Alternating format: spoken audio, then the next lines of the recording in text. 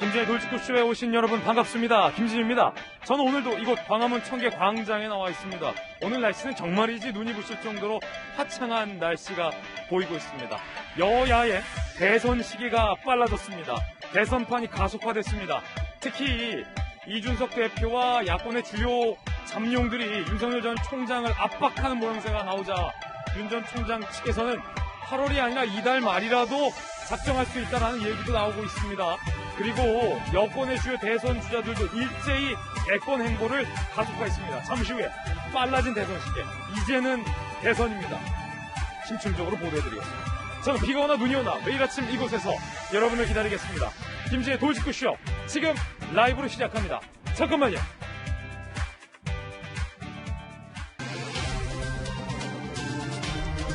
신문 읽어준 남자입니다. 한 교육감이 조 전 장관에게 고맙다라고 이야기를 해서 논란이 되고 있습니다. 정치적 성향을 떠나서 교육감이 과연 교육 비리 입시 혐의에 대해서 고맙다라고 해도 되는 것인가의 논란입니다. 잠시 후에 이야기 나눠보겠습니다. 조 전 장관은 고맙다는 교육감에게 뭐라고 말했을까요? 오늘 조간신문 함께 하시죠. 먼저 동아일보입니다. 대선, 이제는 대선입니다. 대선이 코앞입니다. 이준석 대표는 윤석열 전 총장을 강하게 압박했습니다. 급기야 막판에 뿅 하고 나타나면 그 지지 없겠냐? 라고까지 했습니다. 이에 대해서 윤석열 측 살짝 기분 나쁜 분위기, 그냥 입당하는 건 윤석열식이 아니다. 이 대표가 이끄는 대로 끌려다니지 않겠다라는 입장을 분명하게 밝히면서 묘하게 이 대표와 윤 총장 사이의 힘겨루기, 주도권 싸움이 본격화됐다라고 오늘 동아일보 아주 상세하게 보도하고 있습니다.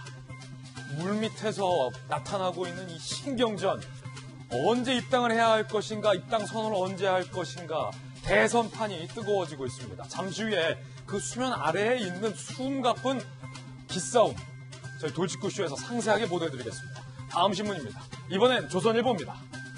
자, 그런가 하면 야권발 이 대선 가속화가 여당 주자들에게도 대권 행보를 구체화하고 있습니다. 이낙연 전 대표 게임하고 있고요. 정세균 전 총리 힙합퍼로 변신을 했고요. 최문순 지사도 이렇게 최매기 노래하는 뮤직비디오까지 공개했다라고 합니다. 잠시 후에 여권 주자들의 발빨라진 대권 행보도 살펴보겠습니다. 다음 신문입니다. 이번엔 한국일보입니다. 대체 공휴일 확대, 올해 4일 더 쉬게 될 전망입니다.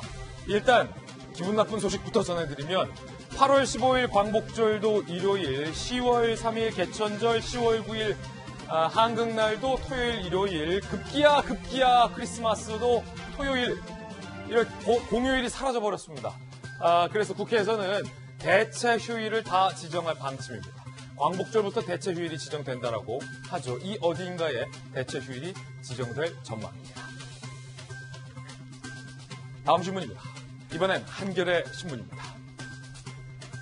1차 접종 1,300만 명을 돌파했습니다. 순조롭습니다. 고령층 감염 85% 감소했습니다. 그래프 보시죠. 왜 백신을 맞아야 하는가와 관련돼서 정확한 그래프가 나왔습니다. 고령층이 백신 접종을 시작하고서 확진자의 수는 내려갔고 접종률은 올라갔습니다. 다시 말해서 접종률이 올라갈수록 고령자의 코로나 감염은 낮아진다는 겁니다. 100% 접종이 되면 확진자도 0으로 가겠죠. 지금까지 신문 읽어주는 남자였습니다. 오늘 아침 저와 함께 하신 분들 소개해드리겠습니다. 정혁진 대표 변호사, 김연아 전 비대위원 나왔습니다. 돌직구쇼의 좌자 김용주 전 민주당 의원과 청와대 출입기자 이재명 정치부 선임기자 나왔습니다. 모두 어서 오세요.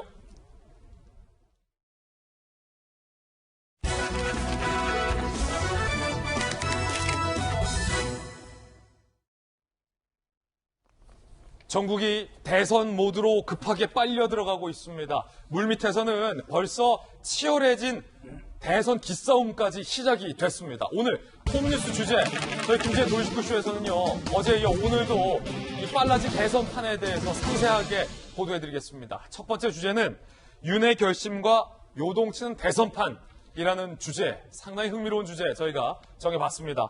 이준석 국민의힘 신임 당대표가 노골적으로 윤석열 전 총장에 대해서 구체적으로 압박에 나섰습니다. 들어보시죠.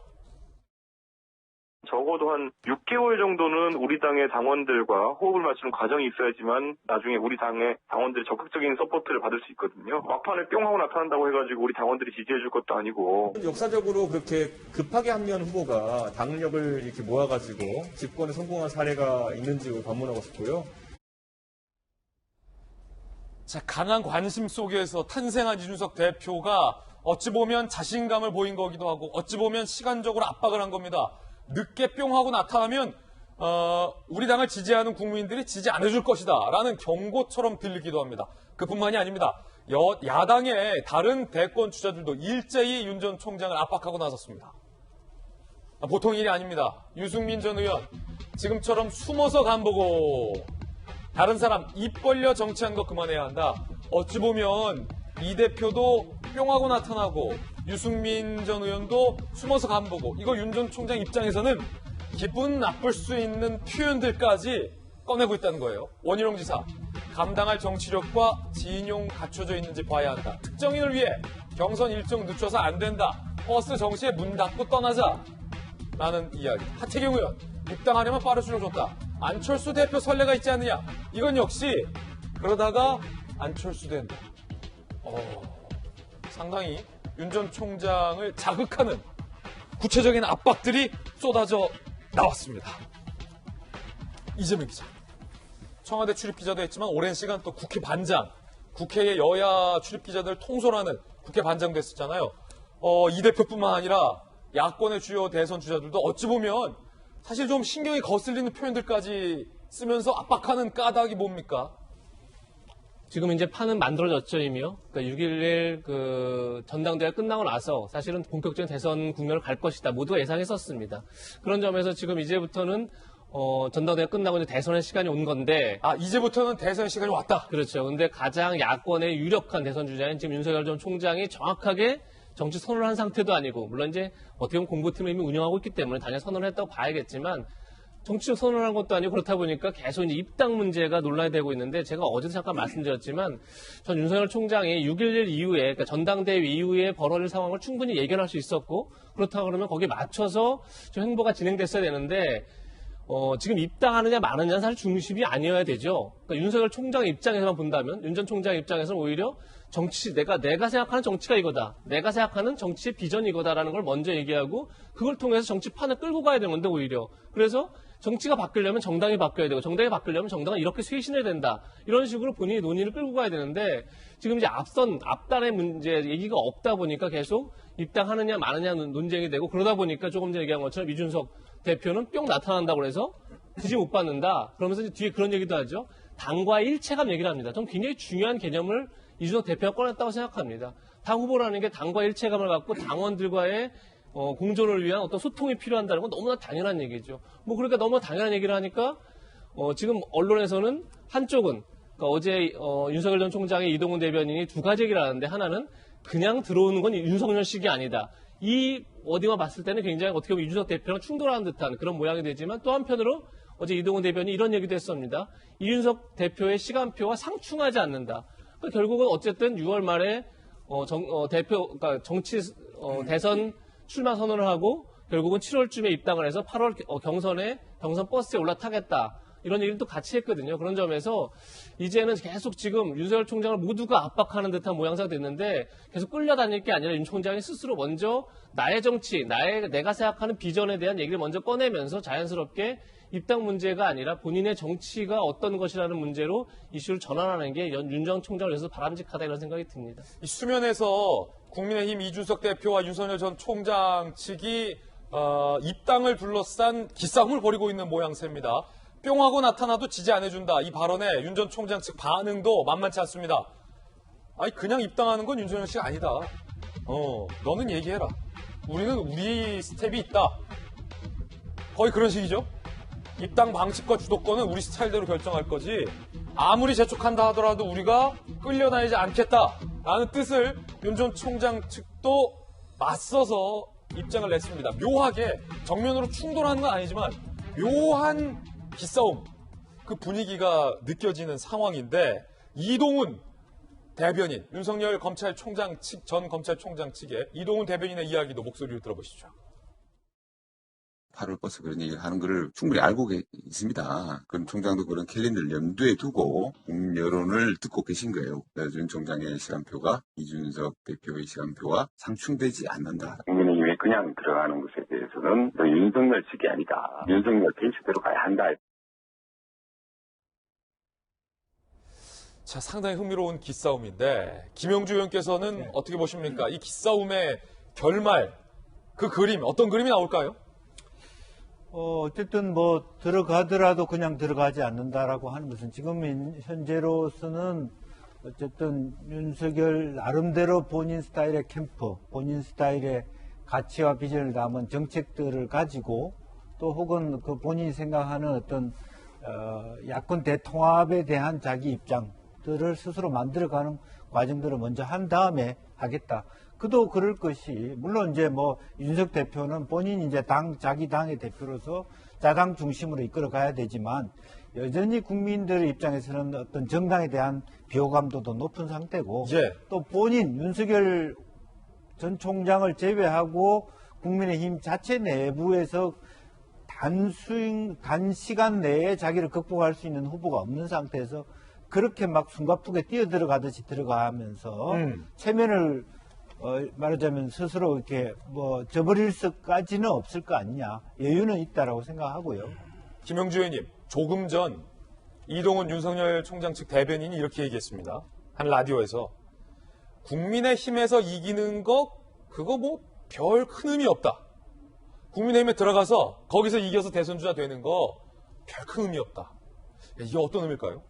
그러니까 그렇죠. 그러니까 기본적으로 여전히 20대, 30대 또 변화하는 환경 속에서 기존 정당에 대한 호감도가 낮거든요. 그리고 그런 측면에서 실제로 뭐 자기 당의 당원들과의 교감이 중요하다고는 이준석 대표가 했으나 그 당원들이라고 해봤자 30만 당원, 40만 당원이고요. 전체 국민은 더욱더 중간지대, 네. 정당을 선택하지 않지만 중립적으로 합리적으로 보는 그런 어떤 윤석열에 대한 공감대를 얻는 국민들이 더 많다는 뜻이기 때문에 본인이 들어감으로 인해서 오히려 국민의힘이 더 커지는 그런 그림 속에서 국민의힘에도 도움이 되고 그것이 본인에게 반사 이익이 오는 구조로 돼야지 지금처럼 입당함으로써 본인의 지지율이 오히려 더 깎아먹을 수도 있다라고 하는 부분에 대해서 여전히 신경 쓰겠다는 것이고 특히 이동훈 대변인 같은 경우는 이미 박근혜 전 대통령이 당선 과정에서 상당히 많이 곁에서 지켜본 기자고 역할을 한 기자입니다. 그렇기 때문에 정치적 과정 속에서 물론 기자라고 하는 한계가 있습니다만 상당히 앞으로 어떤 상황이 벌어질지를 알기 때문에 소위 말해서 프로이기 때문에 프로다. 프로이기 때문에 그렇게 급하게 무슨 말인지는 알지만 예. 급하게 그렇게 막 빨려 들어갈 필요가 없다 그렇게 보는 거예요. 그렇군요. 사실은 이게 수싸움이고 전략적인 갈등일 수도 있겠습니다만 이런 질문 또 한번 드려봐야 돼요. 김연아 의원님. 그 뿅하고 나타나면 우리 지지 안 한다. 이준석. 국민의힘에 들어가서 이기는 거 별 큰 의미 없다. 윤석열 측. 안 들어갈 수도 있습니까? 글쎄요. 뭐 굉장히 간보기가 길어지는 것 같습니다. 안 들어가고 버스 문 닫고 떠나는 그런 장면이 있을 수 있습니까? 근데 저는 그거는 쉽지 않다고 그래요? 보고 있고요. 또 지금 국민의힘이 전당대회 이벤트가 그냥 이벤트가 아니라 높은 지지율 또 국민들에게 어느 정도 신망을 받는 모습으로 변화되고 있습니다. 그래서 저는 윤석열 전 총장이 검찰총장을 그만두고 정치를 시작했던 그때의 구도와 지금 좀 달라졌다고 생각이 되는데요. 특히 이제 야당 대표의 좀 캐릭터가 바뀌었죠. 이준석 대표를 보시면 간보기를 하지 않는 스타일입니다. 그런데 간보기를 하지 않는 제1야당 대표와 간보기가 길어지는 원외의 제1주자 간의 기싸움. 저는 굉장히 흥미진진하다고 생각이 되고요. 예. 이제서부터 정말 본격적인 대선의 시간인데 어쨌든 저는 그 윤석열 전 총장이 계속 본인의 입이 아니라 다른 사람의 입을 통해서 그게 설사 대변인이라고 하더라도 이런 식으로 이야기를 전하는 것은 굉장한 오해를 불러일으킬 수 있다고 생각이 됩니다. 아까 이동훈 대변인이 그렇게 입당하는 것은 윤석열식이 아니라고 했는데요. 저는 갑자기 이런 의구심이 들었습니다. 그러면 윤석열식은 뭐지? 지금 이쪽에서는 젊지만 당대표가 직접 얘기를 하고 있는데 그것에 대한 대응을 본인의 목소리가 아니라 대변인의 입을 통해서 한다? 저는 국민들이 오해할 수 있다고 생각이 되고 오히려 국민들이 윤석열 전 총장에게 높은 지지율을 보이는 것은 진짜 윤석열식. 그게 뭘까요? 국감장과 상임위장에서 거침없이 얘기했던 그 용기 있는 윤석열식을 굉장히 바라고 있다고 생각이 되는데 지금 대변인을 통해서 나오는 말은 굉장히 정치적 모호성을 담고 그런 것으로 포장되어 있는 애매모호한 언어라는 것입니다. 이제는 좀 새로운 담백하고 솔직한 우리 돌직구쇼의 이름처럼 돌직구를 원하는 시대에서 저는 윤석열 총장이 오히려 과거로 후퇴하는 모습을 보이는 건 정말 윤석열 스타일을 망치는 거라고 생각하고 지금 저희 당 안의 주자들이 얘기하는 것처럼 이제는 본인이 목소리를 낼 때라고 생각됩니다. 예, 김연아 전 비대위원이 바로 이제 당 전 비대위를 맡았기 때문에 당의 입장에 대해서 또 말씀을 해주셨고 윤 전 총장 측 입장에 대해서는 대변인의 설명을 통해서 팽팽하게 전해드리고 있습니다. 입당에 대해서는 선을 그었고 현재로서는 정치 선언에 대해서는 윤 전 총장이 적극적인 모양새입니다. 6월 말에 이달 말에 출마 선언할 수도 있다. 빨라지는 대선 등판. 정치 참여 선언은 6월 말에도 이루어질 수 있다라고 밝혔습니다. 어떤 대한민국 만들 것인지 국민들에게 직접 설명하겠다라고 밝혔습니다. 그러니까 조금 전에 김연아 전 비대위원이 비판했던 것은 입당에 대해서 윤석열 전 총장은 동의하지 않고 정치 선언에 대해서는 내가 내 목소리를 이달 말이라도 하겠다. 그러니까 입당과 정치 선언은 분명히 다른 거거든요. 이것도 참 묘해요. 정치적으로. 이 기자 짧게 묻겠습니다. 윤 전 총장 측이 정치 선언 어떤 대한민국을 만들지 국민들에게 호소하는 직접적인 정치 등판에 대한 거는 빠르게 한다라는 건데 입당에 대해서는 이 전략 이건 어떤 전략입니까? 6월 말에 만약 정치 선언한다는 게 빠를까요? 저는 빠르지도 않다고 생각합니다. 3월 4일 날 총장직에서 물러났기 때문에 그 후 한 100일 있다 정도는 100일 정도의 어떤 숙성 기간을 갖고 나서 축척의 시간을 갖고 나서 그 다음에 선언할 것이다. 그게 이제 이미 지나갔습니다. 그래서 6월 말, 7월, 8월 얘기가 나왔던 건 사실 지금까지 한 번도 윤 전 총장의 직접적인 워딩이 아니라 언론에 다양한 윤 전 사람들의 얘기를 들어서 보도했던 거죠. 근데 어제 어떻게 보면 처음으로 윤 전 총장 측이 직접적으로 등판 시기를 밝힌 겁니다. 6월 말은 결코 빠르지 않죠. 이미 아까 얘기한 것처럼 6일 국민의힘 전당대 이후에는 대선의 시간이 온다는 건 누구나 알고 있었고 그렇다 그러면 당연히 대선 준비를 했겠죠. 그러니까 그 시간 자체가 빠르지 않은데 제가 아까 전에 말씀드린 것처럼 이 판을 자꾸 입당이냐 아니냐의 이슈를 끌고 가는 건 윤 전 총장한테 굉장히 좀 윤 전 총장이 주인공이 안 되는 판이 되는 거죠. 불리해질 수 있다. 그러니까 저는 이게 본인이 정치를 등판해서 그러니까 나의 정치가 어떤 건지에 대해서, 그러니까 지금 우리가 이따 얘기를 하겠지만, 그러니까 11일 날 DJ 도서관 방문했다, 김대중 도서관 방문했다, 이렇게 얘기 나왔을 때, 그러니까 거기에서 그냥 단순히 하나의 메시지가 아니라 본인의 정책과 본인의 비전에 대한 제시가 있었어야 된다, 이런 생각이 드는데, 그건 이따 다시 얘기하고, 어쨌든 간에, 그저 예를 들면, 지난번에 처음 공개 등판을 해서도, 국가가 누구를 배출하는 것보다 기억하는 게 중요하다. 사실 이건 굉장히 그냥 레토릭일 뿐입니다. 그럼 우리가 기억할 사람이 누군가에 대해서 지금 나오니까 좀 얘기를 할까요, 그냥? 그러니까 저는 이제 6.15에 맞춰서 11일 날 DJ 도서관을 방문했고, 그리고 나서 나온 메시지는 이겁니다. DJ가 정적들을 용서했다.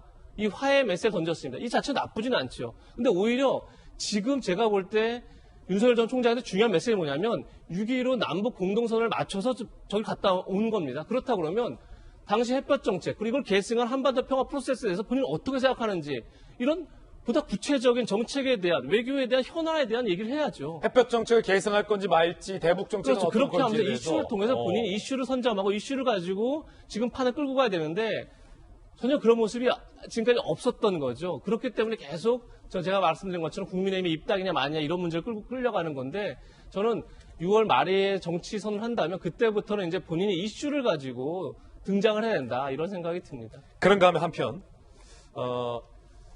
한 언론의 보도에 따르면 검찰이 윤석열 전 총장 아내 관련 기업에 무리한 압박을 한 것 아니냐라는 의혹을 보도했습니다. 자, 조선일보 보도 내용이고요. 이 보도가 만약에 사실이라면 논란이 될 것으로 보입니다. 아직은 확언할 수는 없을 것 같은데요. 서울중앙지검이 윤석열 전 총장 아내 전시기획사 기업 협찬을 둘러싼 고발 사건 8개월째 수사 중인데 별다른 혐의를 찾지 못하자 최근 관련한 A 대기업에 윤석열 아내 업체와 거래한 자료, 담당 직원들 내부 메신저 보고서 등 자료 일체를 모두 통으로 제출하라. 압박성 공문을 전달했다라는 게 이 매체의 보도입니다. 법조계 관계자 해당 기업에 10년치 자료를 요청했다. 영장도 없이 달라고 하는 것 처음 봤다라는 법조계 관계자 인터뷰도 이 매체는 보도하고 있습니다. 검찰 내부 수사팀이 공문 보낸 시점은 이성윤 고검장이 영전을 염두에 두고 결과 내놓으라 수사를 독려하던 시기다라고 보도하기도 합니다. 정익진 변호사님, 네. 이 언론 보도가 사실인지 여부는 조금 더 사실관계를 따져봐야 될 것 같은데 일단 어떻게 보십니까? 검찰에서 공문을 받으면요, 대부분의 사람, 특히 이제 대기업 같은 데는 쫄려요. 그다음에 이제 긴장되죠. 그다음에 뭐가 고민이 되는데, 뭐가 고민이 되냐면, 검찰, 그것도 일반 형사부가 아니고 반부패 수사부가 우리 회사를 찍어가지고 뭘 달라고 했단 말이에요. 그러면은 이거는 반드시 주기는 줘야 될 거다라고 생각을 할 거예요. 그렇죠. 그런데 뭐가 문제냐면은 무엇을 얼마까지, 어디까지 우리가 갖고 있는 자료를 통째로 다 내줄 수는 없을 테니까 얼마 정도를 줘야 될지도 고민이 된다는 거죠. 그런데 검찰은 사실 수사로 말하고 그 공소장으로 말하는데 수사의 꽃은 무엇이냐? 강제 수사거든요. 그런데 강제 수사 중에 대표적인 것 중에 하나가 이렇게 압수수색 영장 받는 거 아니겠습니까? 법원을 통해 합법적으로 영장을 받으려면 압수수색 그 영장 신청서에 뭐가 들어있어야 되냐면 필요한 자료를 구체적으로 적시를 갖다 해야 된단 말이죠. 요거 내가 찾아올 테니까 허락해 달라고 법원에다가. 그런데 저게 아니고 그 공문이 어떤 식으로 공문이 갔는지 모르겠지만 뭐 일체의 자료를 뭐 주시기 바랍니다. 이렇게 하면은 그러면 굉장하게 그 관련 그 회사나 개인이나 사람들한테는 엄청난 그런 압박이 되는 건데 사실 저런 행동을 하지 말라고 압수수색 영장 제도라고 하는 것이 있는 것이 아니겠습니까? 그런데 지금 뭐 검찰 개혁한다고 그러고 여러 가지 지금 바뀌고 있다라고 하면서 저런 식의 공문을 보내는 것은 굉장히 적절하지 않다라는 생각이 듦과 동시에 또 어떤 생각이 드냐면은 아니 이렇게까지 무리를 할 정도로 그 수사가 지지부진하고 검찰이 중요하게 생각을 하면서도 자신이 없는 건가 일단 사실 그런 생각까지 듭니다. 그래서 저 부분은 설마 서울지검 그 중앙지검 반부패 수사부가 저랬을까 하는 것 확인부터 좀 해보고 싶습니다. 확인부터 해보고 싶다. 이 매체가 쓰는 것 중에 또 한 결례는 사실인지 좀 이거 역시 따져봐야 되는데 저렇게 중앙지검이 기업에게 통째로 달라라고 압박을 했다면 그 시점이 이성윤 고검장이 중앙지검장에서 고검장으로 영전을 염두에 두던 그 시기와 맞아떨어진다. 뭐 이런 의혹 제기도 했어요. 이건 역시 좀 확인해봐야겠는데 이게 어떤 의미인가요? 그렇다라고 한다면 이게 과연 부장선에서 이루어진 것이냐.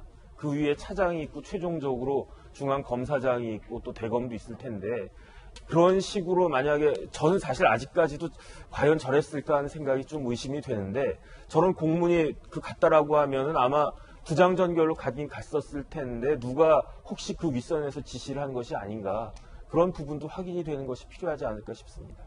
통상적으로 저런 경우는 없다.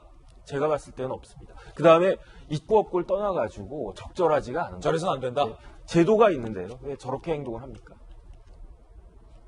이 보도가 사실이라면 전제하에 정익진 변호사님의 개인적 견해 주셨고요. 그런가 하면 검찰뿐만 아니라 공수처도 윤석열 전 총장 수사에 나섰죠. 많은 논란이 일었는데 정작 여권의 대권 주자인 이재명 지사가 공수처의 수사에 대해서 불편한 목소리를 냈습니다. 그거 왜 수사하냐는 겁니다. 공수처가 좀 더 신중했으면 좋겠다는 생각을 하고 있습니다.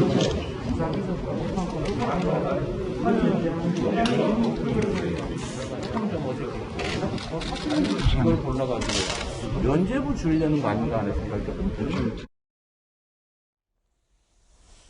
김영주 의원님 상당히 흥미로운 장면이 나왔어요. 가장 큰 라이벌은 뭐 여러 경우가 있겠지만 윤석열 대 이재명, 이재명 대 윤석열이 많은 라이벌 조합 중에 가장 뜨거운 조합으로 꼽히잖아요. 공수처가 윤 전 총장을 수사한다는 거에 대해서 라이벌 이재명 지사가 굉장히 불쾌감을 표시했습니다. 아주 흥미로운데 뭐 단견으로는 저러면 좋아야 되는 거 아니야? 그런데 오히려 좀 불쾌해요. 왜일까요? 아무래도 이제 원칙을 본인이 이제 강조한다는 것을 또 재차 강조하는 거죠. 공수처의 기본적인 태생적 목적이 있는 건데 여러 가지 고발 사건에 휘둘리다 보니까 실제적으로 사건의 개수만 많아지고 실제로 수사가 부실해지는 이제 그런 부분들이 하나 있고요. 한편으로 보면 그렇게 부실해지다 보면 사실은 아까 방금 이재명 지사 얘기한 대로 형식적이고 오히려 면죄부를 주는 지금 인력도 부족한 상태에서 9개, 10개 수사, 20개 수사까지 하다 보면 그냥 형식적으로 아예 차라리 검찰에 이첩을 하는 것이 낫지. 이제 그런 상태가 허지부지 되는 부분도 있다. 이제 그런 것을 두 가지 다를 염두에 두고 얘기하고 있는 거 아닌가 그렇게 생각이 듭니다. 그렇군요. 상당히 흥미로운 대목입니다. 대권판이 복잡해졌다, 숨가 빠졌다라는 말씀 거듭 드립니다. 여권의 대권 주자들의 행보도 잠시 후에 상세하게 보도를 해드리겠습니다. 이번에 저희가 준비한 핫쌈 순서인데 오늘 사실 뜨거운 뉴스들이 상당히 많습니다. 공개합니다.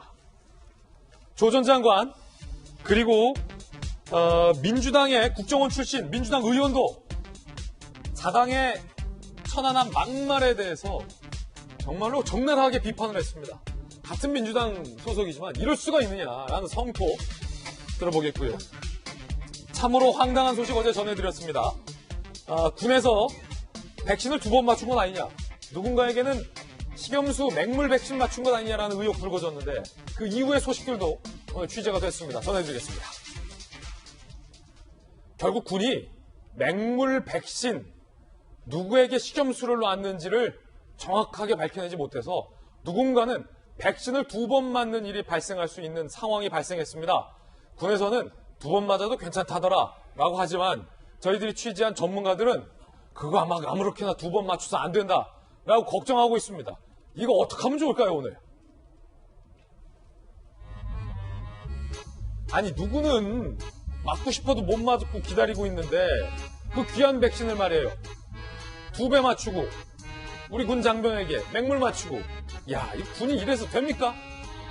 어제 후속 보도입니다. 맹물 백신 추정 못해 결국 2번. 지난 10일 국군 대구병원에서 장병 6명은 식염수만 채워진 백신을 접종했다. 근데 황당한 건 이것도 추정이에요. 추정. 백신 한 통이 고스란히 남아서 보니까 이거 어떻게 된 거야? 계산해보니까 대충 한 6명은 맹물을 맞았더라. 이 계산으로 6명 나온 겁니다. 누가 맹물을 맞았는지도 결국 군 못 밝혀냈습니다. 접종 시간을 계산기로 두들겨 보니까 한 21명이 그때 맞았던 것 같기도 하고 아닌 것 같기도 하고 그 중에서 야 너네 다시 맞을래? 하니까 장병들이 아유 그러겠습니다. 이러겠습니까? 21명 중에 10명만 착한 10명만 다시 맞을게요.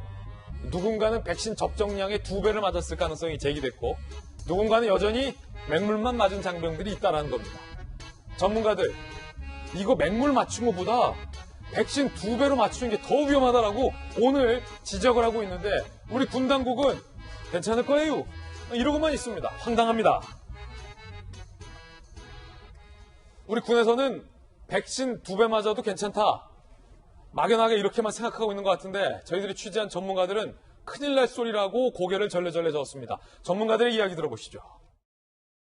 조금 이제 과다하게 백신량이 들어가다 보니까 이제 면역 반응이 활발하니까 발열이 난다든지 염증 수치가 올라간다든지 그런 사례는 있을 것 같습니다. 어떠한 이상 반응이 나타날지에 대해서 예측하기 쉽지는 않습니다. 일주일간 계속 이상 반응이 나타난지에 대해서 모니터링 예정에 있습니다. 이재명 기자, 아니 이거 볼수록 황당한데 어제 이어서 저희가 후속 보도 연일해드리고 있는데 일단은 2가지 결례예요. 첫 번째는 군이 이렇게 엉터리를 했다는 것, 여전히 물백신 맞은 장병들이 있고 누군가는 2배 백신 맞았다는 거고 어제까지 보도인데 오늘 2번째 보도는 누군가가 적정량의 2배 백신 장병이 맞았다는 게 이게 위험할 수 있다는 거 아닙니까? 그렇죠. 그러니까 접종 과정에 문제가 있었다는 게 앞선 거였는데 그걸 수습하는 과정에서 또 문제를 발생시킨 거죠. 그러니까 21명 정도가, 그러니까 6명이 물백신을 맞은 걸로 추정되고 있고 그 6명이 누군지 모르기 때문에 그 같은 시간대에 맞았던 장병이 21명으로 지금 특정을 했고 그래서 21명을 다 맞아라 했는데 다 안 맞으니까 10명만 희망자만 맞았다는 겁니다. 그러면 계산했을 때 10명 중에 최소한 4명은 2번 맞은 거죠. 그렇죠. 그런데 만약에 그 6명도 확실치 않기 때문에 10명 다 두 번 쓸 수 있습니다. 맞아요. 왜냐하면 나머지 11명 중에 6명 있을 수 있는 거죠. 최악의 경우는 물백신 6명은 그대로 물백신이고 그렇죠. 멀쩡히 백신 맞은 장병들만 괜히 2번 맞은 거예요. 그렇죠. 그러니까 10명이 다 2번이거나 최소한 4명이 2번이거나 둘 중에 하나의 경우, 그 다음에 이제 여러 경우의 수가 그 안에 존재하고 있는 건데. 이거 아주 쉬운 계산이에요. 산수예요. 그렇죠. 근데 지금 문제는 전문가들이 2배의 백신을 맞는 게 문제가 있는지 없는지 사실 아직까지 정확하게 임상검증이 안 돼 있다는 거죠. 그러니까 문제를 일으킨 것도 잘못된 백신 투여 과정에서 문제를 일으킨 것도 지적받을 일인데 그걸 수습하는 과정에서 어떻게 저렇게 전문가적인 소양이 없이 저렇게 위험천만한 일을 벌일 수 있었는가. 그게 다시 이제 문제가 되는 거죠. 그런 점에서 뭐 어제도 이제 비슷한 일을 했지만 사실 뭐 물론 이제 두고 본 다음에 나중에 항체가 생긴 걸 확인해서 그 나중에 할 수도 있는데 아마도 이제 군을 먼저 맞춘 게 여러 가지 훈련이라든지 여러 가지 이제 또 그 환경이라든지 그냥 밀집된 공간에서 밀접해 접촉하는 군인의 특성상 불가피한 측면이 있는지 모르겠지만 최소한 전문가의 의견을 듣고 시행했어야 되는 게 아닌가. 저걸 그냥 한 명 남았으니까 야 일단 다 모여서 희망자 누구 맞을래? 라고 한 게 과연 정상적인 수습 방안이었는지에 대한 의문이 들 수밖에 없는 상황이 분명히 아닌가 그 싶습니다. 가운데서 이재명 기자, 우리가 다 군 갔다 왔잖아요. 장병들이 아니 이거 한 번 더 맞아도 돼요? 그러면 괜찮아. 그랬을 가능성도 커요. 글쎄요, 뭐 그것까지 추정이기 때문에 진짜 그런 말을 오갔는지 저희가 알 수 없지만 아니 2번 맞아도 돼요라고 누군가 물어봤을 거 아니에요. 가능성이 높죠. 그럼요. 이거 문제 없나요? 라고 물어봤을 가능성이 높죠. 그런데 그것에 대해서 만약에 진짜 그렇게 대응을 했다 그러면 나중에 이상발이 나왔을 때 과연 군은 또 어떻게 해명할지 좀 난감하지 않을 그 증언이 오늘 새롭게 들어와 있습니다. 함께 보시죠. 자, 이러면 안 된다는 겁니다. 물백신 접종 사태 벌어진 대구 201 신속 대응여당 소속 A장병 SNS에 반강제 접종 분위기를 폭로했다. 백신 맞지 않은 사람 불이익 있을 수 있으니 맞으라고 했다. 물주사 사건까지 터져 두려움과 거부감이 많아진 상황에서 지휘관의 요청을 거절할 용기 있는 병사는 많지 않을 것이다 라고 입을 뗐습니다. 병원 측은 이런 방구 사과도 없이 너무 많은 인원이 접종하다 보니 이런 일이 일어났다며 백신 2번 맞아도 전혀 문제없다는 말만 되풀이했다. 딱 제가 언급한 부분이 이 부분 아닙니까? 사과도 없이 괜찮아 2번 맞아 괜찮아 라고 A장병은 이런 말을 군 병원 측이 했다라고 증언하고 있습니다. 자, 이 말이 만약에 사실이라면 군이 정확한 검증이나 자문도 없이 마구잡이로 백신을 적정량의 2배까지 접종했다라는 것을 감내했다라는 얘기가 되는데 왜 이랬을까? 김연아 의원님. 이거는 완전히 추측입니다. 네. 왜 이랬을까를 생각해보면 군 입장에서도 군 병원이 있고 군의관이 있고 전문가가 있고 의사결정 과정이 있습니다. 제가 국방부 출입해서 잘 알아요. 당연히 잠시 후에 시간을 두고 항체 검사에서 천천히 정확하게 하자. 좀 늦지만 이라는 생각했을 겁니다. 근데 그렇게 안 했을 이유가 의문점이잖아요. 혹여 일각에서처럼 백신 접종률 우리 빨리빨리 보고해야 된다. 1차 백신 접종률, 군 백신 접종률 높여야 한다. 라는 압박 내지 강박관념 때문에 이렇게 마구잡이로 한 것 아닌가 의구심이 강하게 짙어지고 있습니다. 어떻게 보십니까? 충분히 그런 의심을 할 수 있다고 생각이 됩니다. 처음에 정부가 이 백신 접종 계획을 얘기할 때 뭐 12월에 집단 면역을 형성한다는 목표치를 얘기했었습니다. 근데 그때는 백신이 확보되기 전인데도 이제 그런 계획을 발표를 했었죠. 근데 해외 사례를 보면 백신을 맞고도 재감염이 된다거나 이게 집단 면역으로 이어지는 것이 백신의 접종률하고 일치하지 않는다라는 여러 가지 조사나 리포트가 나오고 있는데 사실 우리 정부는 굉장히 그것을 강조했고 최근에 백신을 맞는 사람들이 특히 자진해서 신청해서 맞는 사람들이 늘어나면서 집단 면역 시기를 좀 11월로 앞당길 수 있지 않느냐라고 하는 희망적인 그런 전망도 내보였습니다. 그러다 보니까 저는 당연히 이런 무리한 진행이 있을 수 있다고 보고 있고요. 특히 요즘 젊은이들이 어떻습니까? 요즘 저희 때 아마 한 3, 40년 전에는 저렇게 맞으라고 하면 물을 맞았는지 뭐를 맞았는지도 모르고 또 맞는 게 중요하면 그냥 지나갔을 수도 있습니다. 근데 요즘 젊은 사람들 또 요즘 대부분의 국민들은 약에서 처방을 받으면 그 약 코드를 인터넷에서 찾아보고 이 약이 적절한지 아닌지를 찾아보는 사람들도 있습니다. 그런 시대에 이렇게 무리하게 무대뽀 또 주먹구구식으로 한다는 거 정말 저는 아니라고 생각하고요. 20대 남성들이 왜 군대에 대해서 이렇게 불신하는지 다시 한번 느낄 수 있는 저는 중요한 포인트라고 생각이 됩니다. 다시 한번 백신 접종률이 저는 중요하죠. 그리고 그것을 달성하는 게 국가의 목표라고는 생각이 됩니다만 단순히 백신 접종률의 수치만을 위해서 이렇게 밀어붙인다면 저는 코로나 정치, 백신 정치라고 하는 야당의 비판에서 자유롭지 못할 거라고 생각이 됩니다. 예, 김연아 의원의 의견이었고요. 자, 군 당국이 왜 이렇게 했는지에 대한 설명이 있어야 할 것 같습니다. 기다려보겠습니다. 그런가 하면 7월부터는 6인 모임이 가능해질 전망입니다. 사적 모임이 4명까지에서 6명까지로 늘어날 걸 검토 중이고 이용시설도 집합금지에서 밤 10시까지로 연장될 가능성, 카페, 식당, 다중이용시설도 12시 자정까지 연장될 가능성, 실내 체육시설에 대한 제한도 풀어질 가능성을 정부가 검토 중이라는 소식도 함께 전달해드리겠습니다. 핫쌈 함께하고 있습니다. 두 번째 핫쌈, 국정원 출신의 김병기 민주당 의원이 자당에서 불거져 나온 천안함 막말에 대해서 분노했습니다. 김병기 의원의 분노 함께 보시죠. 조상호 전 민주당 부대변인이 천안함 함장이 부하를 수상시켰다라고 막말에 가까운 말을 하고도 한동안 함장에 대해서는 직접적인 사과를 하지 않았었죠. 그러자 김병기 의원이 민주당 소속입니다. 상상하기 어려운 천안함 막말이 계속되고 있다. 울컥하며 욕이 튀어나왔다. 사실 국회의원이 욕하고 싶었다 이런 말 하기 쉽지 않거든요. 울컥하며 욕이 튀어나왔다. 솔직하게 얘기 다 합니다. 일부 강성 지지자들이 그러자 반발하고 있다고요. 모든 증거들이 천안함 좌초를 증명하고 있다. 천안함 음모론이에요, 이분들. 전장터에서 부하를 반이나 잃고 돌아온 지휘관은 패장이다. 이거 일각의 어떤 음모론, 이런 것들에 대해서도 김병기 의원이 함께 분노를 한 것 같습니다. 김영주 의원님, 네. 민주당의 김병기 의원이 왜 욕 나올 뻔했다라고까지 분노했을까요? 이미 이제 우리 당이 앞에 이야기를 우리가 소환해 보면 윤석열 전 총장이 말하자면 김대중 기념도서관을 찾아간 이유하고 비슷해요. 너무 이념지향적으로 양극단화되어 있습니다. 아주 단순한 천안함 폭파 사건을 북의 소행이라고 믿지 않으려고 하는 행동, 혹은 또 국민의힘에서는 저쪽에서는 완전히 다 공산주의에 물들어 있다는 반발, 이 두 가지를 소통하는 것이 어떻게 보면 6.15 정신을 말하자면 국민의힘에서는 폄훼시키려고 하고, 한편으로는 천안함 폭침에 대해서도 또 조국 수혜의 날에 대해서 민주당에서는 또 폄훼하려고 하는 이런 불편한 부분들이 있는 거거든요. 저는 그런 것을 교통하는 부분들이 사실은 어떻게 보면 윤석열 전 총장의 말하자면 행보에 나타나고 있다. 우리가 좀 한편으로 기존 정당에서 극복해야 될 과제가 이런 부분인 거예요.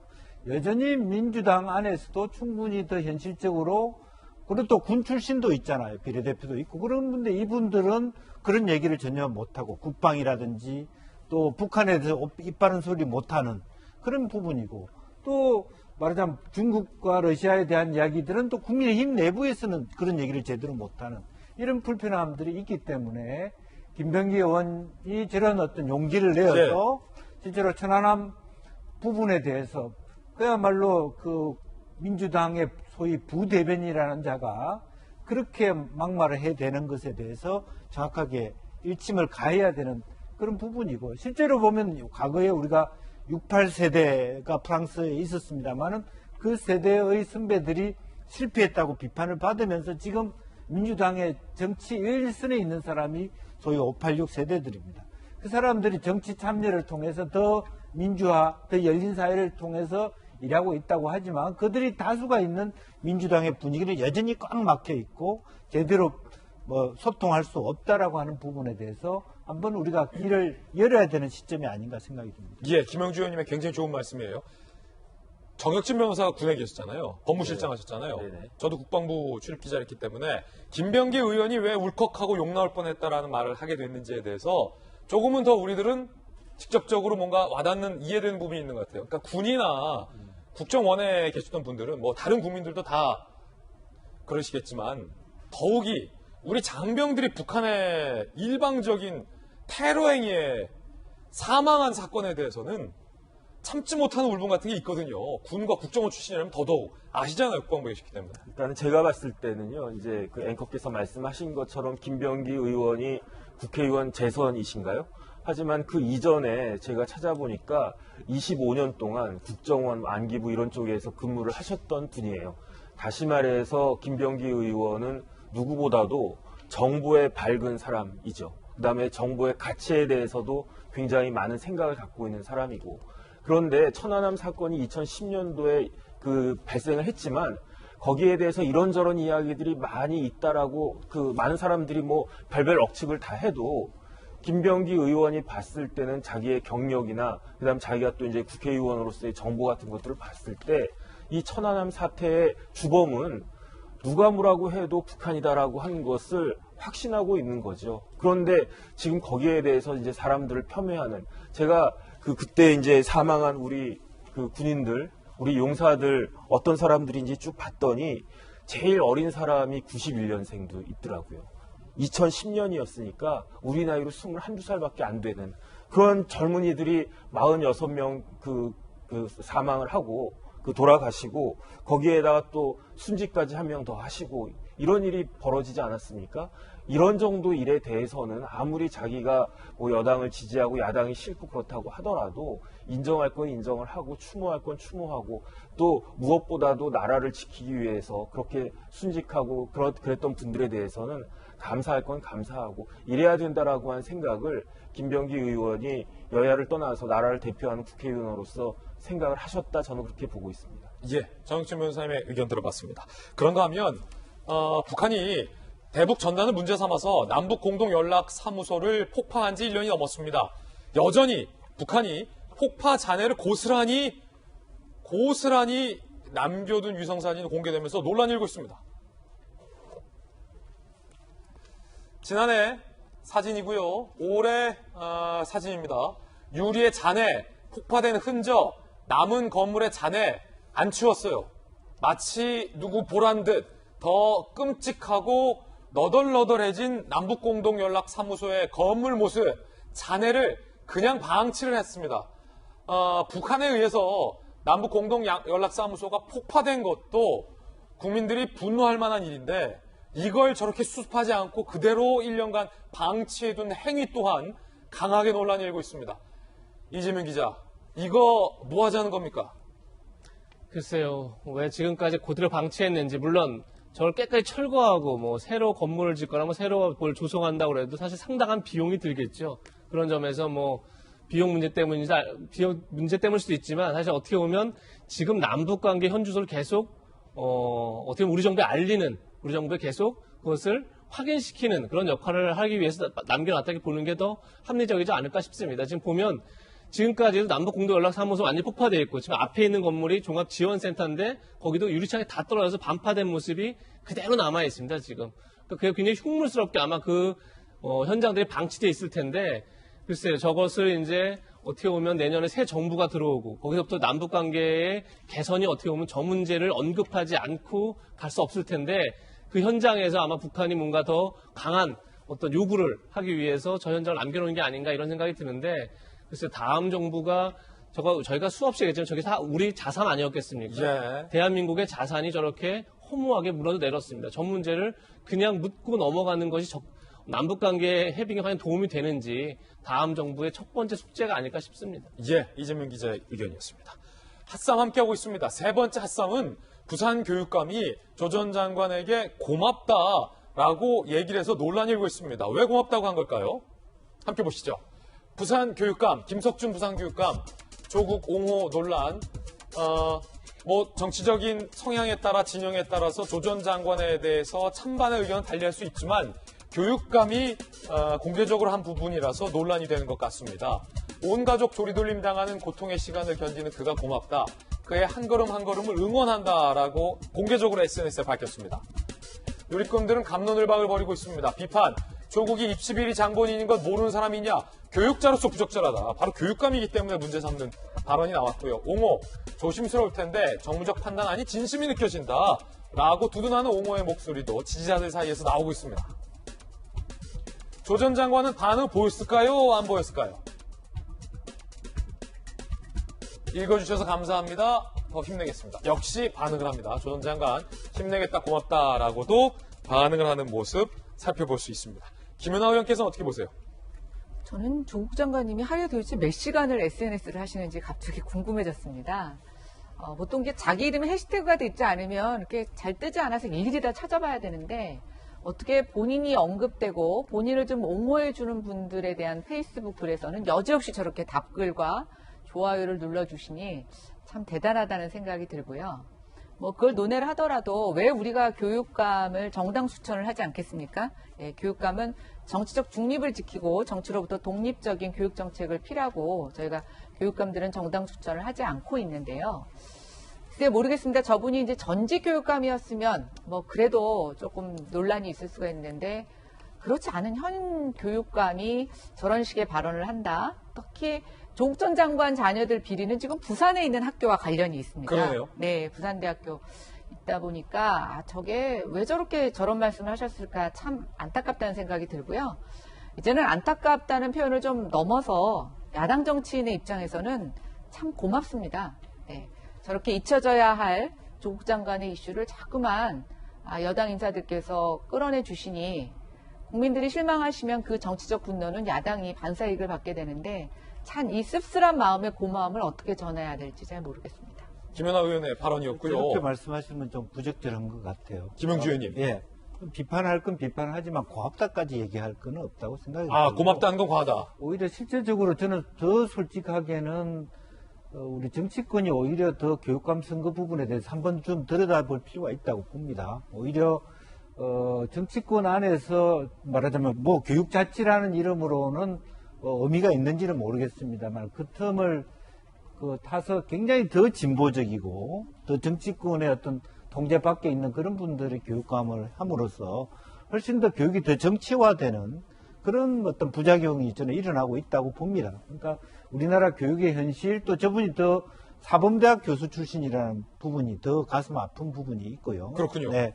그래서 조금 이 부분은 저렇게 뭐 정치적으로 뭐 더 회상해서 고맙다 이렇게 얘기할 것보다는 정말 현직 그 교육감이 갖고 있는 저런 생각들에 대해서 국민 전체가 한번 좀 비판적으로 성찰해 볼 필요가 있다. 정치권도 그런 생각을 갖게 됩니다. 법적으로 현직 교육감이 정치적 중립을 지켜야 하는데 부산에서 입시 비리 의혹이 제기됐잖아요. 그것도 부산교육감인데 이렇게 말하는 거는 법적으로 문제는 없습니까? 다른 걸 떠나서 고등교육법이 있어요. 예. 우리나라는 좋은 대학 가고 싶어하는 사람들이 특히 많잖아요. 사람이 많으니까 경쟁률이 높아지고 그렇기 때문에 입시에 있어서는 입학 사정에 있어서는 그 어디보다도 공정해야 되는데 대표적으로 불공정한 것이 무엇이냐? 위조 변조된 거짓 자료를 제출하거나 심지어 대리시험 치른 경우도 있었어요. 이런 경우에는 무조건적으로 입학을 취소하도록 고등교육법에 규정이 되어 있습니다. 그런데 김영주 의원님께서 말씀하신 것처럼 제가 김석준 교육감 어떤 분이신가 봤더니 이제 이분이 부산대학교에서 사범대학 교수 오래 하시고 그리고 나서 이제 교육감 벌써 재선하시고 이런 분이신데 그러면 다른 법보다도 고등교육법은 정말로 제대로 지키시고 그 취지에 대해서는 숙지하고 계시고 그것을 구현하려고 노력하셔야 되는 것이 아닌가. 그런데 저렇게 말씀하시는 것은 굉장히 부적절하다. 예컨대 서울대 로스쿨 저런 식으로 위조자료 대리시험 쳐가지고 합격했을 때에도 저런 이야기가 나올 것인가. 저는 굉장히 의문스럽습니다. 예, 정학진 변호사의 의견에 들어봤습니다. 조 전 장관과 관련돼서는 아직 재판 진행 중이기 때문에 그 재판 결과도 좀 지켜봐야 한다는 말씀 같이 드리겠습니다. 이번엔 저희가 준비한 본격적인 정치권 그리고 대선과 관련된 소식 이어서 전해드리겠습니다. 여권의 대권 주자들도 이 국민의힘의 전당대회 결과 그리고 윤 전 총장의 입당 기싸움과 더불어서 대권 행보를 가속화하고 있습니다. 부캐, 요즘 젊은 층 사이에서 유행입니다. 부캐를 장착하고 이재명을 추격한다. 한 줄로 요약할 수 있겠습니다. 먼저 다양한 대권 주자들의 소위 부캐 영상들 함께 보시죠.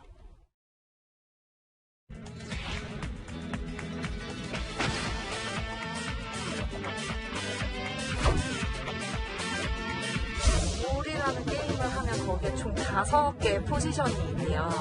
그래서 그 5개의 포지션 중에 하나를 선택해서 대표님이 이제 그 캐릭터로 사실 그 전투에 임하는 거거든요. 아니.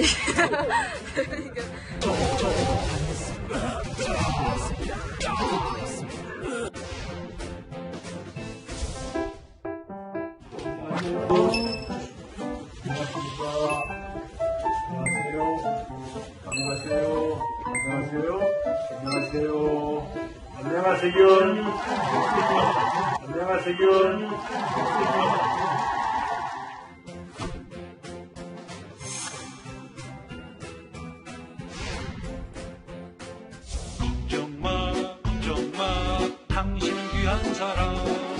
함께해, 당신은 소중한 사람.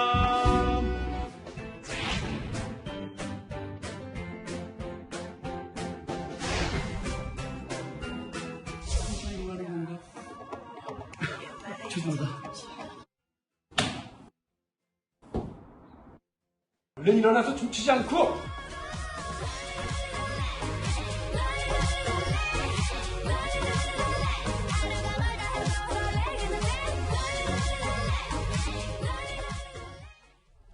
이거 참 유쾌하게 잘 봤습니다.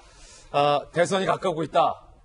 저 돌직구 또 멤버 출신 박용진 의원이 또 허리를 흔드는 모습을 보니까 참 잘 추시는군요, 춤을. 여권 대선 주자들의 파격 변신. 청와대로 출입했던 이재명 기자. 자, 다 파격 변신이에요. 게임을 하고 처참하게 게임에서 다진 연희, 그리고 힙합 가수로 변신한 안녕하세균, 그리고 부캐 최매기로 변신한 최문수 지사 1인 2역을 했어요, 아까. 그리고 롤린의 박용진까지. 어떻게 평가하십니까? 글쎄요, 이제 아무래도 국민의힘 전당대회를 통해서 MZ세대의 정치적 약진이 눈에 완전히 확실히 띄었죠. 그런 점에서 어떻게 보면 다음 대선을 두고 중도층 선택보다는 MZ세대의 선택이 더 중요하다, 이런 얘기가 많이 나오니까 다들 이제 지금 뭐 이낙연 전 대표부터 해서 정세균 전 총리 다 어떻게 보면 젊은 감성, 젊은 세대에게 어필하기 위해서 또 박영진 의원도 저렇게 몸을 흔들고 굉장히 본인들이 어떻게 살짝 망가지는 듯한 그런 모습을 보여서 물론 이제 관심을 끄는데 되게 좋은 것 같은데, 저는 저런 장면을 볼 때마다 사실 과거의 한 장면이 떠오르는데 2014년 서울시장 선거 때 김황식 전 총리가 서울시장 선거에 출마를 합니다. 그러면서 크레용 팝이었죠? 빠빠빠라고 노래가 있지 않습니까? 점핑하는 춤을 대선시 때 춥니다. 근데 많은 당시의 출입 기자들이 그걸 보면서 굉장히 안쓰러워했습니다. 예. 그러니까 이게 선거 캠페인이라는 게 자신의 장점을 부각시키고 단점을 보완하는 게 선거 캠페인인데, 저런 모습이 자칫 잘못하면 오히려 MZ세대를 볼 때는 오히려 역효과가 날 수도 있는 거죠. 저분들은 정말 확실히 어르신들이구나, 우리랑은 좀 다르구나, 너무 자기적이구나, 이런 느낌을 줄 수도 있습니다. 그러니까 이게 꼭 지금 장면이 그렇다는 뜻이 아니라 김황식 케이스일 경우, 그러니까 저는 이제 그 과거 케이스를 얘기했지만 어쨌든 간에 그런 점에서 젊은 층을 다가가는 거는 사실 물론 저런 것들이 젊은 층들이 요즘은 이제 짧은 영상을 통해서 많은 이제 정보들을 소비하기 때문에 관심을 끌 수 있는 측면이 분명히 있지만, 사실 젊은 층들이 정말 힘들어하고 정말 원하는 게 뭔지를 얘기하고 거기에 맞는 정책을 표방하는 게 훨씬 더 좋지 않을까, 저는 개인적으로 생각합니다. 이재명 지사가 사실은 여권에서는 여론조사 1위를 달리고 있는데, 사실 심각한 문제는 이 지사가 경선 연기론에 반대를 한 것에 대해서 다른 여권 대권 주자들이 심각한 기싸움까지, 치열한 기싸움까지 벌이고 있다는 겁니다. 먼저 이재명 지사가 이런 얘기했습니다. 경선 연기해서 안 된다. 언제까지 가짜 약 팔 건가? 들어보시죠. 정치에서 자꾸 흥행 얘기를 하는 경향이 있는데, 사실 국민들의 뜻이 정말로 중요합니다. 한때 가짜 약장수들이 기기묘묘한 묘기를 보이거나 평소에 잘 못 보던 희귀한 동물들을 데려다가 사람들을 모아놓은 다음에 가짜 약을 팔던 시대가 있었습니다. 이제는 그런 식으로 약 팔 수 없습니다. 경선을 연기해야 된다, 흥행이 중요하다라는 당내의 입장에 대해서 언제까지 약장수처럼 가짜 약 팔 거냐라고 경선 연기에 반대의 뜻을 분명하게 한 건데, 이낙연 전 총리 측이 강하게 강력 반발하고 나섰습니다. 이낙연 측 정운영 공보단장, 동료들을 사실상 인간 쓰레기 취급한 셈이다. 와, 격정적인 발언들이 지금 오고 가고 있어요. 이 지사는 평소 입이 험하기로 유명하다. 특히 억지 논리에 품격도 없다는 지적이 많다라고 강하게 파박 치고받고 있습니다. 김영주 의원님, 네. 그 사실은 이재명 지사가 굉장히 뭐랄까 거친 발언을 했어요. 원숭이들 끌어다가 언제까지 가짜 약장수처럼 약 팔 거냐라고 하자 이낙연 측은 언제까지 동료들을 인간 쓰레기 취급할 거냐. 뭐 이쪽도 만만치 않아요? 지금 이제 경선 연기론이 아무것도 아닌 것처럼 보이지만 자칫 잘못하면 이재명 대 반 이재명 구도로 우리 이재명 지사에게 굉장히 불리한 기류를 만들어낼 수 있는 계기가 됩니다. 정치적 도화선이 될 수 있기 때문에 유인태 전 수석이 얘기한 것처럼 이재명 지사가 조금 더 여유 있게 이 부분을 좀 지켜보자. 무엇이 더 말하자면 정권을 연장하는데 혹은 우리가 더 승리하는데 일조하는지를 나도 좀 관심 있게 보겠다 정도 얘기를 해도 되는데 저렇게 막 직설적으로 얘기하기 시작하면 전혀 이제 편이 형성되어지는데 지금 현재 민주당 내에는 상당히 다양한 분들이 이제 출마하기 시작하지 않았습니까? 그러니까 후발주자일수록 내심 연기하기를 바라는 부분도 있고 또 어쨌든 기본적으로는 국민의힘이 11월 달 경선하기 때문에 그게 맞추지 않은 의견들이 많이 있을 수 있기 때문에 이 지사도 저렇게 그냥 그 뭐 가짜 약장수 뭐 이런 표현하기보다는 조금 더 여유 있게 하면 정말로 여기서 한 2달 연기하는 부분에 있어서 본인의 승패가 이렇게 갈라질 부분이 아니라면 조금 더 여유를 갖고 대처하는 것이 본인한테도 이롭지 않겠나 그런 생각을 갖게 됩니다. 찬성 반대 저희가 정리했는데 그 표 보면서 다시 한번 질문 드릴게요. 현재 경선 연기론에 찬성하는 분들과 반대하는 분들은 이렇습니다. 이낙연, 정세균, 최문순, 이광재 이분은 찬성. 경선 연기해서 안 된다. 이재명, 박용진, 추미애 전 장관 이렇게 이제 분류가 되는데 이재명 기자 이 지사의 발언이 가짜 약장수 발언이 자칫 이낙연, 정세균, 최문순, 이광재는 원숭이 끌어다가 흥행만 생각하는 가짜 약장수로 비춰줄 수 있고 반대로 이낙연 전 대표 측의 인간 쓰레기 취급한다라는 발언은 이재명 지사의 발언을 곡해한다 자칫 해석될 수도 있어요. 그 말은 서로가 이렇게까지 험한 말을 주고받을 일입니까? 어떻게 보세요? 글쎄요, 경선 연기, 그러니까 2달, 그러니까 지금 뭐 9월 달에 민주당은 대선으로 뽑게 돼 있고 국민의힘은 반면에 11월 달에 뽑게 돼 있죠. 그러니까 2달 늦춰서 다시 국민의힘과 맞추자. 그래야만 어떻게 보면 경선 흥행을 할 수 있다. 이런 논리인데 연기가요. 저는 지난번에 말씀드린 적이 있는데 경선 저는 기본적으로 민주당이 연기를 할 것이다 이렇게 전망을 했었습니다. 왜냐하면 지금 민주당 입장에서는 어떻게 보면 지금 굉장히 국민의힘이 다이나믹하게 막 움직이고 있는데 그걸 따라가지 않고는 사실은 관심을 받기 쉽지 않은 국면인 거죠. 그런 점에서 그런데 자 일단 이재명 지사가 어제 얘기했던 가짜 약 팔던 시대가 지났다. 이건 사실 이제 좀 그걸 너무 이제 세게 한 거죠. 순화해서 표현하면 잔기술로 사람들 관심 끄는 시대는 지났다. 이거 아니겠습니까? 전 거기에 100% 동감을 합니다. 근데 이재명 지사의 말의 모순은 뭐냐면 잔기술로 관심을 끌지 않으려면 어떻게 되냐면 지금과 같은 뻔한 경선 구도를 깨야만 관심을 끄는 겁니다. 그건 다시 얘기해서 이재명 지사의 희생을 담보로 합니다. 지금부터 민주당 경선에서 국민의 관심을 끄는 건 이 지사가 희생을 해줘야 됩니다. 다른 주자들이 치고 올라올 수 있는 환경과 구도를 만들어주지 않으면 그러면 무엇으로도 관심을 끌지 못하는 거죠. 그러니까 이재명 지사의 말에 잠깐 모순이 있는 게 설령 그러니까 잔기술로 안 된다 그렇다 그러면 어떤 뻔한 결말이 아닌 드라마를 만들 수 있는 구도를 만들어야 되고 그럼 본인이 희생하겠다. 그렇게 되면 제가 지난번에 말씀드렸지만 9월까지 대세론을 끌 수 있는 사람이 11월까지 대세론을 끌고 가지 못한다면 그건 대세론이 아닌 거죠. 그런 점에서 저 말 자체는 저는 굉장히 맞는 말인데 그렇기 때문에 연기할 수 없다는 건 저는 약간 모순이다. 전 개인적으로 그렇게 봅니다. 자, 이재명 기자의 개인적 견해 들어봤습니다. 그런가 하면 추미애 전 장관은 윤석열 때리기에 나섰습니다. 검찰이 대권을 잡으면 공포 정치가 시작될 거다라고까지 했습니다. 들어보시죠. 검찰총장이 바로 대권에 직행하는 나라는 없습니다. 정치검찰이 대권을 잡으면 그 검찰 권력을 이용한 공포정치가 시작될 것이 뻔하지 않습니까? 민주주의에 대한 심각한 위기를 초래하는 것에 대해서 저는 좀 경각심을 가지자라고 촉구하는 겁니다. 윤석열 총장에 대한 지지율은 자연스럽게 허상이 드러나서 다 빠지게 된다. 추미애 전 장관은 대권에 출마할 것을 검토 중에 있습니다. 공포정치까지 언급을 했습니다. 추 장관이 SNS에 지지자의 꽃바구니를 받은 모습도 SNS에 올렸다고 하는데요. 함께 보시죠. 생각지도 않은 꽃바구니를 보내주셨다. 기쁘고 설레는 마음. 똑같겠죠. 그렇습니다. 라고 기쁜 마음을 보냈습니다. 올렸습니다.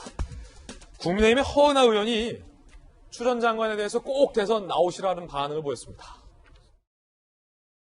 꼭 나오시길 바란다라는 말씀을 드리고 싶고, 검찰개혁이라는 신기루 내세워서 법치를 유린한 책임은 절대 가벼운 것이 아닙니다. 꼭 나오셔서 민심이 어떤 건지 온몸으로 깨달으시길 바라겠습니다. 윤석열 검찰총장 측 반응도 나왔습니다. 의외입니다. 추미애 장관 좋아하는 분이다. 이런 얘기가 나왔어요. 들어보시죠. 윤 총장은 다른 정치인들에 대해서는 역풍저렇풍 말하시는 적을 제가 본 적이 없습니다. 추미애 전 장관님은 개인적으로 뭐 좋아하는 분인데 대선 후보로 거론되시던데 열심히 하시길 기원을 드리겠습니다. 김연아 의원님, 윤 전 총장 측에서 개인적으로 이동훈 대변인이 추미애 장관 좋아하는 분이다 라고 말했는데, 두 분의 관계를 보면 윤석열, 추미애 좋아해야 좋아할 수가 없는 사이인데 왜 좋아하는 분이라고 했을까요? 여의도의 이제 문법이 반어법으로 좀 바뀌고 있는 것 반어법이에요, 같습니다. 네. 이거? 이제 한쪽에서는 되게 직설적인 표현을 쓰고 있고, 한쪽에서는 굉장히 반어법으로 서로 주거니 받거니 하고 있는 것 같은데요. 이제 윤석열 전 총장을 우리가 얘기할 때 자체 발광을 하느냐 반사체냐 이제 이런 얘기를 하면서, 사실은 지금의 정치인 윤석열을 만든 것은 민주당의 윤석열 핍박이라고 많이 하고 있습니다. 그리고 그 중심에는 사실은 추미애 전 장관이 굉장히 1등 공신이기도 하시죠. 그래서 그런지 추미애 전 장관의 어떠한 말이라도 사실은 그 어떤 우리가 갖고 있는 기본 인식에서 벗어나서 해석이 참 어렵습니다. 그래서 물론 뭐 맞는 말이 있을 수도 있죠. 그러나 얼마나 저게 국민들한테 진정성 있게 들릴까, 또 본인이 지금 대선 출마에 대해서 계속 언급되고 있고 조만간 입장을 표명하시겠다고 하다 보니까 또 잠재적 경쟁자로서 얘기하는 것 같은 뉘앙스도 들려서, 뭐 저는 진짜 이제 여당 안에서도 뭐 거의 피 터지는 경선, 또 지금 야당 안에서도 많은 후보자들이 아주 치열한 경선을 보이면서 정말 뭐 게임보다 예능보다 더 재밌어지는 정치 선거가 되지 않을까라는 생각이 듭니다. 전당대회 기간 동안에 밝혔던 공개 토론 배틀, 대변인 선발에 있어서 공개 오디션과 토론 배틀을 거치겠다는 그 구상안도 좀 드러났다고 해요. 이준석 표 대변인 공개 오디션, 나는 국대다. 제목이 이거군요. 국민의힘 대변인이다. 공개 채용. 일단은 동영상을 찍어서 거르겠다. 백인을 선발 후 1대1 압박 화상 면접을 하겠다. 1, 2위는 대변인을 시키고 3, 4위는 상근 부대변인을 시키겠다. 그리고 압박 면접을 이 대표 본인이 하겠다. 이런 구상안이 구체적으로 결정이 됐다라고 합니다. 어떻게 보세요? 국회 반장 출신 이재명 기자가 볼 때 지금까지 뭐 대변인을 이렇게 공개 오디션으로 채용한 사례는 없었는데 1차 영상도 보고 거르고 이제 팀 배틀 1대1 뭐 이 대표가 본인이 직접 화상 압박 면접까지 하겠다라는 방안이잖아요. 어떻게 보십니까? 굉장히 신선하고 굉장히 충격적이죠. 말씀드린 것처럼 지금까지 한 번도 뭐 대변인 이렇게 뽑은 적은 없죠. 다 어떻게 보면 암암리의 전당대회 때마다 캠프에 참여했던 의원들이 대변인도 맡고 당직을 맡고 이랬던 게 굉장히 어떻게 보면 여의도의 문법이었고 지금까지 관행이었는데 아주 파격적으로 이번에는 그야말로 이제 배틀을 통해서 선발하겠다. 그래서 그 방안까지 조금 보는 것 좀 나왔는데 보면서 1차 선발이 100명입니다. 그럼 최소한 그보다 더 많은 사람이 지원할 텐데 과연 그럴까? 기본적으로 그런 생각이 좀 들어요. 근데 그렇죠. 만약에 정말로 지금 구상한 것처럼 굉장히 많은 젊은이들이 몰려들고 그래서 100명을 뽑고 그 다음에 또 압박 매저를 통해서 16명을 뽑고 그 16명이 토너먼트를 통해서 순위를 가리고 하는 것들이 실제 진행된다면 좀 굉장히 여의도에 또 이것도 굉장히 새로운 이준석식의 변화하고 새로운 혁신이라는 생각이 들고. 그러니까 1차 평가 잣대가 이게 흥행할지 말지는 서류 심사에 100명이 넘게 지원하느냐 아니냐가 일단 잣대가 될 거다. 분수령이다. 그렇죠. 100명 이상을 뽑고 나서 그 다음에 다시 면접을 통해 16명을 추리겠다는 게 이제 이준석 대표의 구상이니까. 몇 명이 지원할까? 그 정도의 지원자가 나와야 되는 거죠. 근데 만약 그렇다 그러면 그것도 굉장히 파격이고 이준석 대표가 당선되고 수련해서 이런 얘기를 하지 않습니까? 첫 번째 그 최고위원회에서 한 얘기인가요, 이게요? 그러니까 지금까지 내가 한 것들이 파격으로 얘기하는데 파격이 아니라 새로운 표준이 되게 하겠다. 저는 굉장히 그 메시지가 굉장히 좀 와닿았었는데 지금 대변인 선발이 뭐 앞으로 또 다음 당직들 그리고 지방선거라든지 후보자들을 뽑을 때 어떻게 적용될지 모르겠지만 여의도의 파격이 어떻게 보면 이런 지금 이준석의 파격이 새로운 표준이 될 수도 있겠다는 생각도 듭니다. 그런가 하면 내부의 견제구도 사실은 만만치 않습니다. 함께 보시죠. 김재현 최고위원이 미리 다 결정되면 최고위 아무 역할 못한다. 왜 인선을 사전에 최고위의 동의 없이 발표하느냐? 라고 반발했고요. 조수진 최고는 토론 배틀로 대변인 뽑는다면서 일방적으로 수석 대변인 발표하면 공정화도 어떻게 생각하겠냐라고 문제제기를 했습니다. 김연아 의원님. 그리고 민경욱 전 의원은 대한민국을 주어로 썼는데 방명록에 법은 외국 방문한 대통령쯤이 쓰는 거다. 옛 선조들은 글씨를 그 사람이 된다며 판단하는 세 번째 기준으로 쳤다라며 부수적인 문제 제기도 있었는데 앞서서 두 명의 최고위원들이 지적한 부분 인선 발표와 최고위의 동의 이 지적에 대해서 비공개 최고위 때는 분위기가 만만치 않았다면서요. 근데 이제 뭐 저도 전에 듣기만 했는데 사실은 처음에 당대표 뽑히고 나서 첫 인선을 최고위원들하고 의논했는지 저는 조금 기억이 안 나요. 대부분 다 당대표가 어느 정도 의견을 갖고 이렇게 안을 추린 다음에 최종적으로 추인을 받죠. 근데 그 전에 뭐 전화를 해서 뭐 사전에 얘기를 했을 수는 있습니다만 저는 지금 저희 당 그 지도체제에서는 뭐 특히 당대표가 취임하고 나서는 당대표가 사실은 주도권을 갖는 게 맞다고 보고 있고요.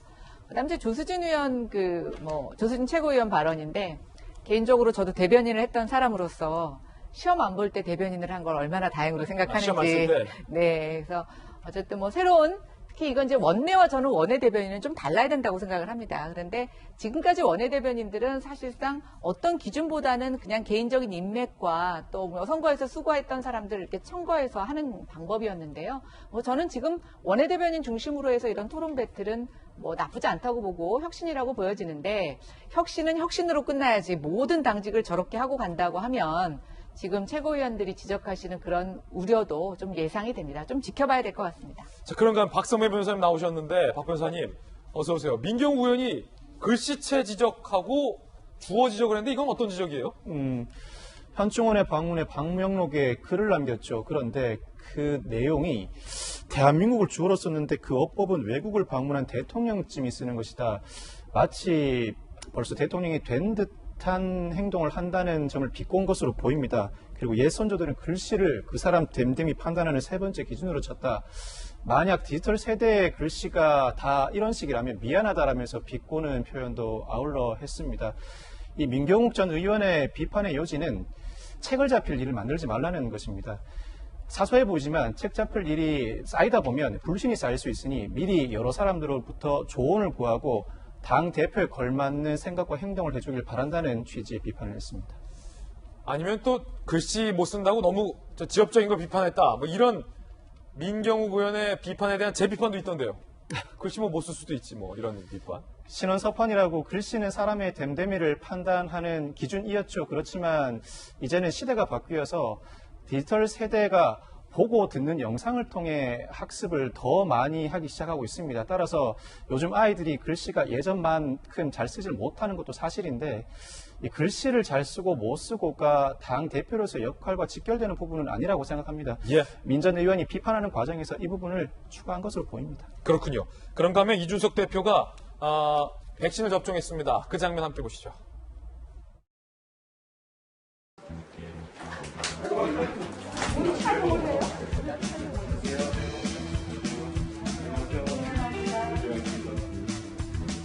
아이고, 축하드립니다. 이렇게 하시죠? 대표님 저 정면을 좀 보고 그럴까요? 이거 빼. 민망한. 국민에게 불쾌감을 줄 수 있죠. 네.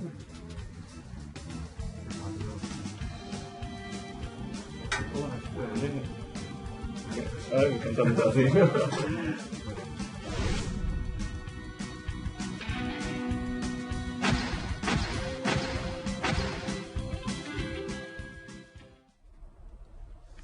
자, 상의 탈의하고 백신 접종하는 장면까지 살펴봤습니다.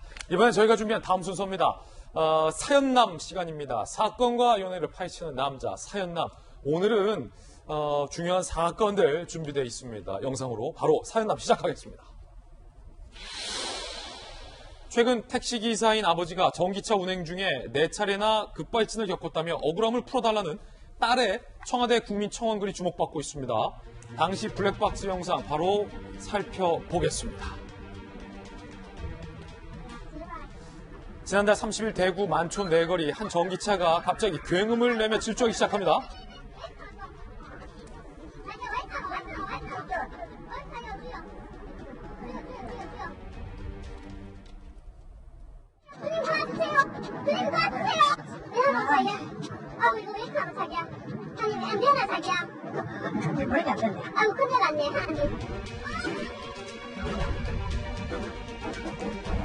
안간힘을 써보지만 차량은 멈추지 않고 결국 1.5km를 더 달려 가로등을 들이받고 그제서야 겨우 멈췄습니다. 큰 인명피해로 이어질 수 있었던 아찔한 상황.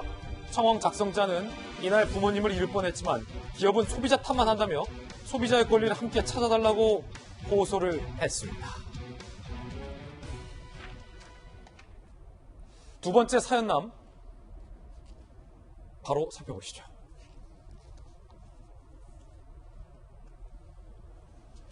슬리퍼 신고 온 그 손님 알고 보니 지난 11일 경기 용인의 한 카페 직원이 한 남성 손님이 내 뒤에서 부자연스러운 행동을 했다, 꺼림칙하다라며 발을 내미는 수상한 행동을 112에 신고합니다. 그런데요, 확인 결과 해당 남성은 발가락 사이에 2cm 초소형 카메라를 장착했다. 당시 슬리퍼에 얇은 여름 양말을 착용, 발 뻗어서 사진 찍는 수법이었다. 3개월간 수백 장 찍은 여성 몰카 사진도 발견됐다고 합니다. 두 번째 사건인데 박성민 변호사님, 요거는 한번 사건 파헤쳐봐야 될 것 같은데, 아니 그 발가락 사이에 끼는 초소형 카메라가 있어요? 네, 초소형 카메라 상당히 작은 것도 많이 나옵니다.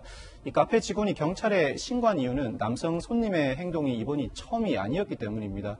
이전에도 종종 카페에 방문했다는 남성 손님, 벌써 여러 차례 이런 자세를 취해왔다고 합니다. 이 정도 상황이 되자 경찰에 신고를 했던 것이고, 현장에 출동한 경찰이 확인해 봤더니 발가락 사이에 2cm 초소형 카메라를 장착하고 있었고, 당시 슬리퍼를 신고 있었는데 얇은 여름 양말을 착용하고 있었습니다.